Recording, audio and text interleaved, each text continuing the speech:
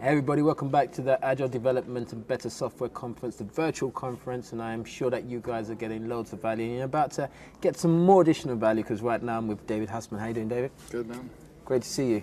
Likewise. Okay, so for the guys who are watching right now who might not be familiar with your work, you just want to quickly introduce yourself and tell us a little bit about your background. My business card used to say like software anthropologist, but now it says product anthropologist. Fair It was enough. more of a joke because I feel like coach is this word that's kind of getting crushed, and I think if you're going to help people, you have to understand some of their context without biasing them, and that's a lot of the work I do at DevJam is out coaching people, but we also build products for people. And I always bring that up because when you, like I own the company, so if we do a bid and it goes bad, it's very real in my world. It's Fair not enough. some hypothetical Agile-y stuff. Yep. Yeah, and a lot of what I think we struggle with, or what maybe I should say the opposite, when we do really well, it's helping understand what people's needs are before we just rush to start building it. Okay, I mean, that's an interesting question. Now, some of the challenges that we're seeing out there in organizations is a lot of people are using Agile, whatever Agile means to them. Sometimes it's just labels, but let's call it Agile for now. I think it means about as much as waterfall used to, but we've kind of hit the same point. Yeah, I Doesn't think mean it's so. not a good thing. Of course, it's just, no. But what we're also finding is some organizations are still ending up delivering the wrong thing, albeit incrementally, and some say iteratively, but it's arguable. Now, are you experiencing that? What do you think might be the root cause of that?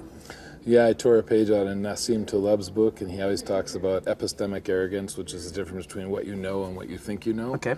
So I just modified his idea and floated out this idea of product arrogance, which is the difference between what you think people need and what they actually need.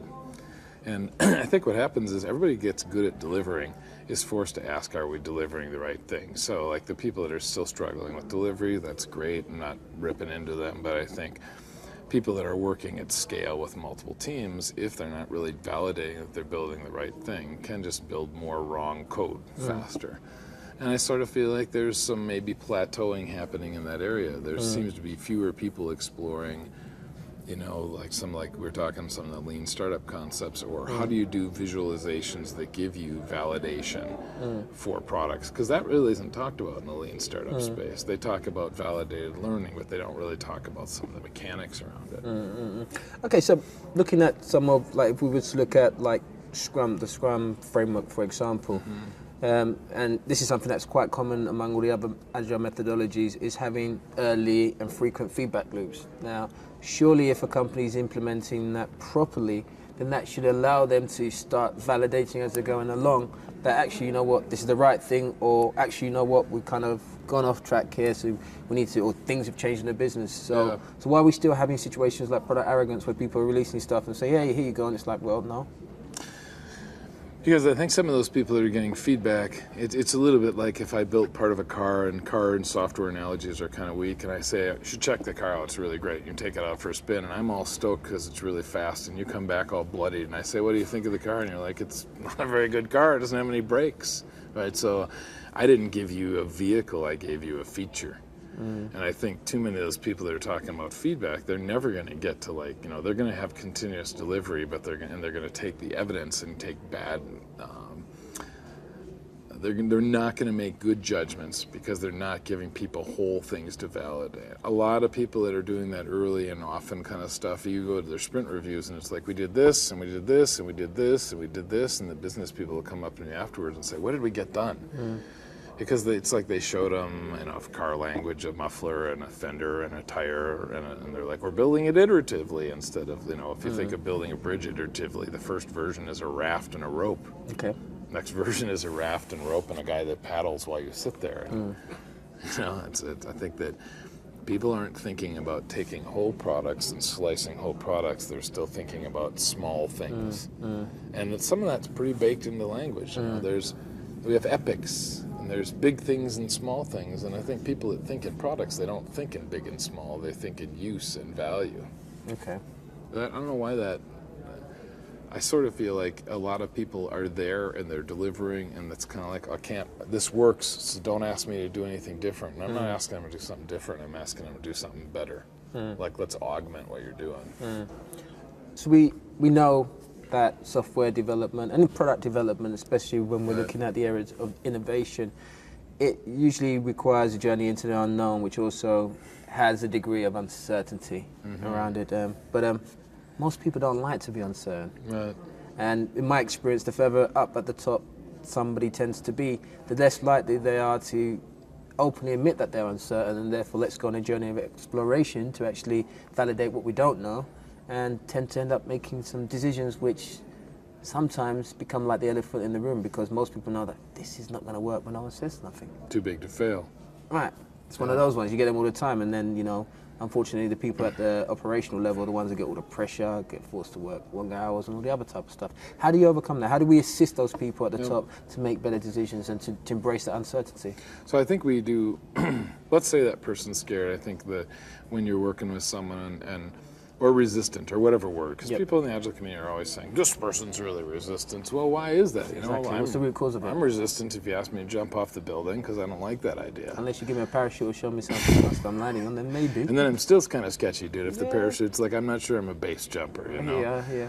I think a lot of people in leadership, we've given them pretty much one question to ask, which is, when will it be done? Is it done? And the funding models are a pretty big bucket. And so when we take large things and we decompose them, especially when we decompose them across teams, we don't do a good job incrementally recomposing them. We tell people how many points we got done, which is a little bit like, here's how many miles I traveled. Unless points directly relate to value, but it's still a unit of measure, not a real statement of value. So I think we need different tools for like decomposing and recomposing things so we can answer the question and give that group a different question to ask. So like one of the larger companies in the United States that we've worked with, we got the executives, we showed them the evidence, we kind of explained to them how they are funding an initiative, you want to use a specific language, and say, we can show you when we're 100% done of 10% instead of what you keep asking us is 10% of 100%. Okay. Because the people out there in the Agile space that are incrementally driving towards when will the project be done, that's that mythical certainty. It's like all we got to do is get it done, just get it done. You hear people talk about. And so back to that validated learning, that's a higher order challenge, but I do think there's some people in leadership that are willing to kind of go there. And if you go to them from an investment perspective and you say, you're going to invest X amount, here's what I can show you your return on 1/10 of X. Then you have to show them the return in language they understand, and that's where it's kind of different because it's not just currency. And that, like this story mapping stuff that myself and Jeff Pat and then a bunch of other people are doing, I think it's a visualization of value that's not just units at work in a sprint. That's why it's super. The mapping thing as a visualization and a delivery tool feels as exciting to me as like test-driven and continuous integration did. I mean, I've been fortunate to do some training with Jeff Patton regarding story mapping, and I find that that's an excellent technique, not only at the development team, at the team level who are actually doing the delivery, to actually get a bigger view of the picture, but also in terms of the business to help them to see actually the scope of what it is and help them understand what's required, and also have some transparency about what they might expect to receive or get from the project and the potential benefit out of it. Especially in their language. Of course, which is one of the key things that comes up time and time again, to speak their language, speak to them in a way that they understand. Okay, cool. Or even help them. A lot of those people don't have the right language, right? We've forced people to say, do you want to input data? Like, people don't say that naturally. That's a weird software word that we jammed in people's mouths. Of course. It goes back to what you were talking about resistance before. Many times I say the onus is on us also to help the other areas of the business by helping them to see the benefits, but speaking in their language and not necessarily going to them and talking in language which is like, whoa, because they don't understand it, they can't buy into it. Dave, really appreciate it.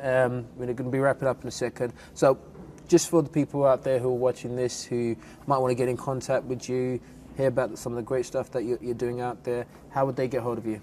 So just devjam.com. And like one of the things that we get a lot of feedback on that positive is that I did a series of videos instead of writing a book, and I ended up just posting them out on the site for free. And they're busted into 3 chunks, like, how do you figure out just enough process, some of the stuff about, collaborative charting, personas, and story mapping. And then I tried to kind of redefine this planning stuff into like, planning to discover and planning to deliver. Okay. So that's all that stuff's available on the DevJam site. On the DevJam site. Cool. Well, thank you very much. Really appreciate it. It's always a pleasure to catch up with you. So there you have it. If you want to get some additional information, go to devjam.com. And so there you have it. See you in a bit.